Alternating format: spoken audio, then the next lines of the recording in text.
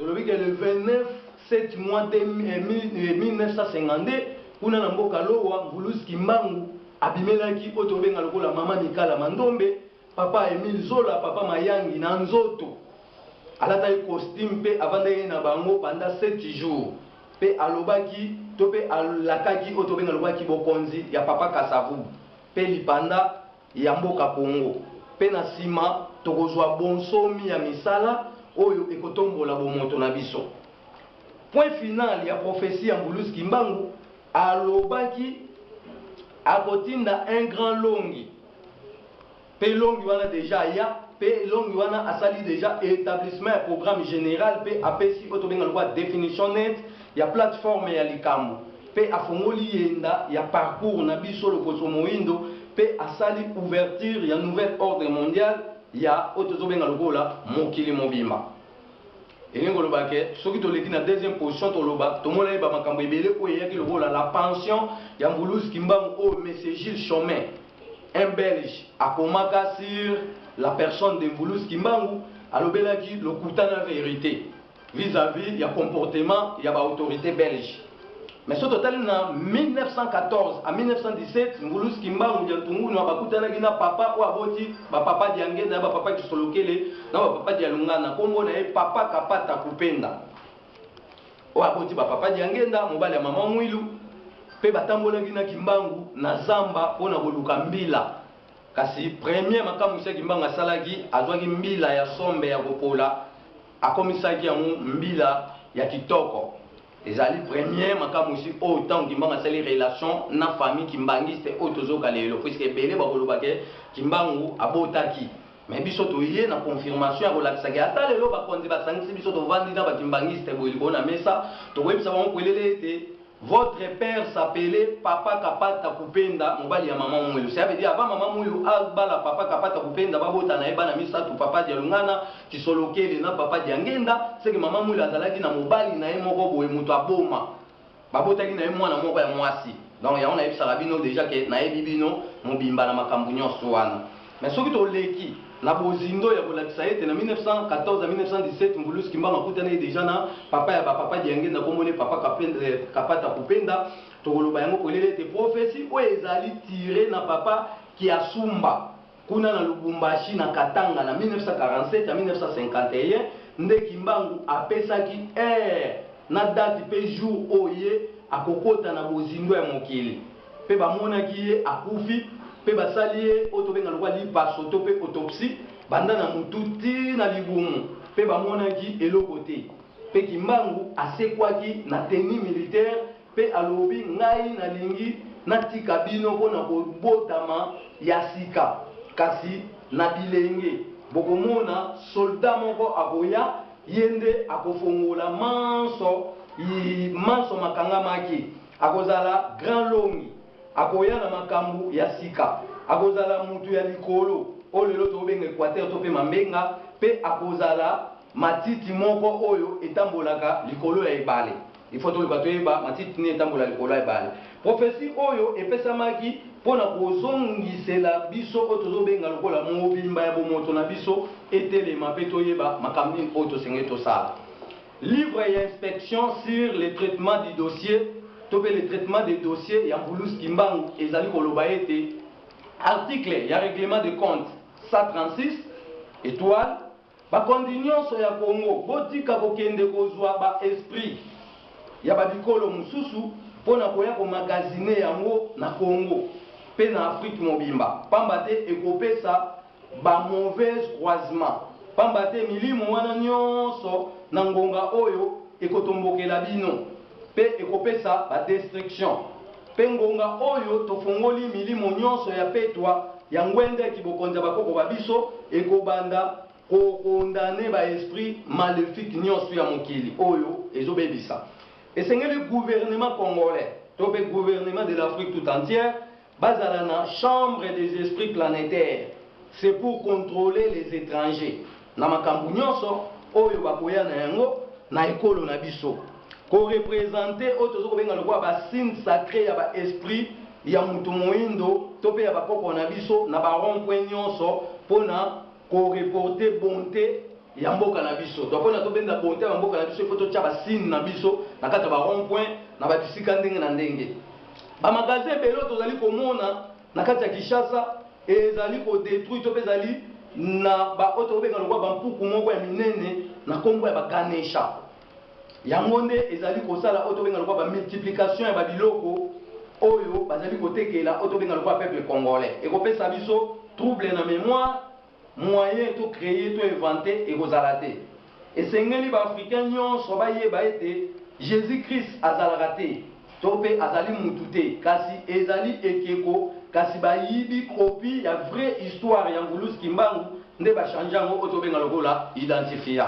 donc on a que ça programme na biso ya émission otozolo balelo elingo lobake prophétie ya Ngulus Kimbangu eyaki pona ko changer to pe otozolo benga lokola pona ko changer sens ya politique bino bakonzi ya mboka Congo to pe ya mokili momba to pe ya Afrique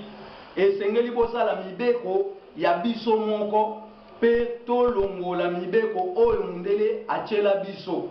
pona ko garantir avantage ya ko sauvegarder ba génération nyonso pamba te bango batikala na oto benga lokwa zamba ya Amazonie kasi biso pe totikala lokwa na zamba oyo benga lokwa Mambenga to pe équatorial Kimbangu alakaki Papa Lumumba to pe alataki nzoto Papa Lumumba pona kolakisa lolenge ya makambu ekozalela tobo ya mundele te kasi to coopérer bilatéralement kasi ba diriger biso te to ja valeur ya bomoto na biso liko na mesa Kimbangu alataki batu banso pona ko changer bango lolenge ya kokanisa pona kozongisa réalité o ekokangola monde Kimbangu alataki Martin Luther King kuna na Amérique yende alamusi baindo ya mokili mobimba na kati ya droit civique Kimbangu alobaki yende alobaki ete moto moindo moko akoya kovanda na trône ya Maison Blanche kuna na Amérique pona kofongola yenda pe bouleversement nyonso Kimbangu azali kotambola na courant estanchaine ya 2000 sources ya ba rayon soleil pona ko réunir ba africain nyonso pona bavandisa bomoko ya Union africaine oyo ekosambisa mindele force d'attraction na biso eye na capacité ya 136 étoiles oyo ezali koya ko changer tout Kimbangu alataki oto benga lokwa Kadhafi Laurent Gbagbo pe oto benga Laurent Désiré Kabila pe bakonzi ya lelo pona kokata bondeko ya orientation to pe ya ordonnance loi oyo bamindele batikela biso natina ete oto benga impérialisme kufa colonisation kufa makambo wana tout donc quand on makambo colonisation to mona ke na batu oyo baza na kati ya église tant les africains zo kende ko sambela église oyo yaki ya bapaya ça veut dire aux amwana esclaves puisque ba changer ololenge mais papa Laurent Kabila désira lobaki on pelele ete nous devons changer la sens du politique c'est que ba combattant nyonso tout makambo o bozo bundela bozo swanela pona ekolo Congo ezali mabete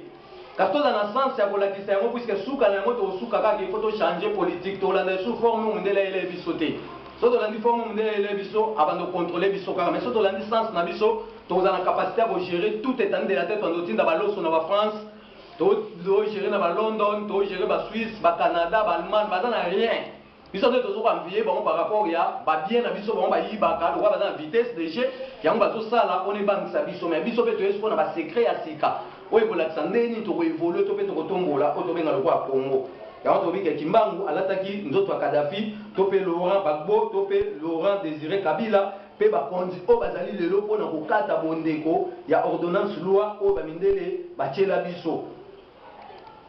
biso mitambo pe bavadi ya bakonzi bazali koya mpona kokweyisa pays de G8 pe kokweyisa oyo tobenga G20 mpona to gérer bango na makambo nyonso pamba te totikaki bango nyonso ça veut dire topesa bango bolingo ya Nzambe mais bango balakisi biso bolingo ya motema mabe na nsima ya émission oyo tokosala oyo tobenga lokola émission ya ebandeli ya mokili ndeni mutu mwindo ayaki na mokili puisque tembe ezali bato mosusu babi te mutu ebandeli ya mokili eza Adam Eve soko tokomi na temps yango ya kodemontre bacapacité kolakisaka mundela bota mutu mwindo te ça veut dire mutu mwindo tika olobaka oza descendant Adam Eve puisque ezali perdition zonga na nzela oyebaka lokwa mundela bota mutu mwindo te luka oyeba place ni outaki yango tobike na nsima ya émission oyo avenir politique moto ezopela makasi na kati ya mokili me tokoluka bana bakoboma moto nde tobi tokosala émission ya ebandeli ya mokili mpona kolakisa ete Adam Eve n'a jamais existé mpe moto moyindo nde azali premier l'homme du monde pamba te elembo elakisamaki na oyo tobenga lokola gungu kuna na feshe bamonaki esprit bantu to mpe esprit ya motu moyindu moko aza na double face azaka moko me bilongi mibale koto elonga mwasi koto elonga mobali bashiti ya mbuluzi kimbangu deuxième émission tolobela basiti nyonso ya mbuluzi kimbangu kimbangu azalaki na kinkole makambo nini tosala kuna na kinkole enini tokozwa ça veut dire kinkole ezali esika kimbangu ando obikisa bamaladi nyonso c'est que tosala yango lieu de pèlerinage ekozala lieu saint ya guérison à toutes sortes de maladies oyo tokutana moto aza na maladi moko bobwakela ya esprit oyo moto akoma liboma nsima ya magie blanche aobika te tokomema ye kuna so totuti losambo invocation akozala délivre yango tobika basiti ya mbuluzi kimbangu mpe misala oyo tokosala liloba ya nzambe bomo ya seko oyo bakoko na biso ekotikala seko bomo mesano nde toyebisaka bino ke bwanyana mayele bakoko na biso ekoki kotelengana te lokola mayebo na kati ya zamba. Dans la réalité, je suis avenir politique, mais suite à un par rapport à répondre à la question, il y a de profiter de l'occasion, il y a établir un sens, il y a parce que les gens qui ont 30 ans de pouvoir, ils ont professé malgré batu bakosangana ba maele mabe to pe na bomoto na bango pona babimisa forme moko boye ya kobebisa lisusu me ndakomba to pe parcours on voulu skimbanga saki ya 30 ans de prison ya ngwende mitezo kozong c'est la biso conclusion ya makambo nyonso c'est que na kati avenir politique to lobeli makambo etali ba konzi o bakoya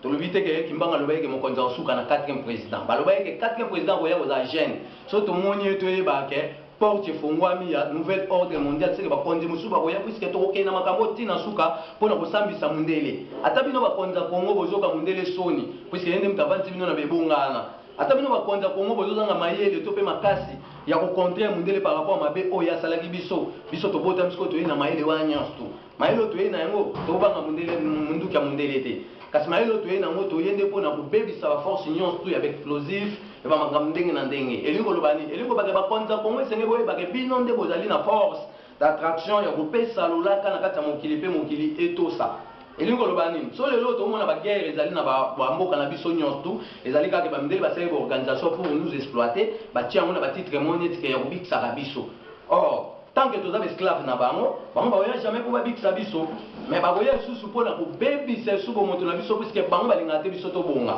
yango soki biso toyena bapuissance sacré ya bakoko ya kolakisa par exemple ke lelo tokosangisa basoda nyonso ya congo tozwi oyo tobenga nyama oyo babenge lokwa scorpion ya congo toseche ye torendre poussière wana towana babiloko tokosangisa totia yango na mai basoda basokoli mai wana ça veut dire so bake guerre babanda kozwa minduki na maboko ça veut dire kongo aza baforce nyonso akoki koutilize sans ke makili etanga nde tobeke tokokenda matadima tofongwe les 4 portes munduki ekobeta te avion moko ekomata te telefone ekosala te fréquence ya monde entier ekochange bakozela biso nde topesa couverture so tokei kuna na ngomba bangenge esika toloba eke na premier siècle première année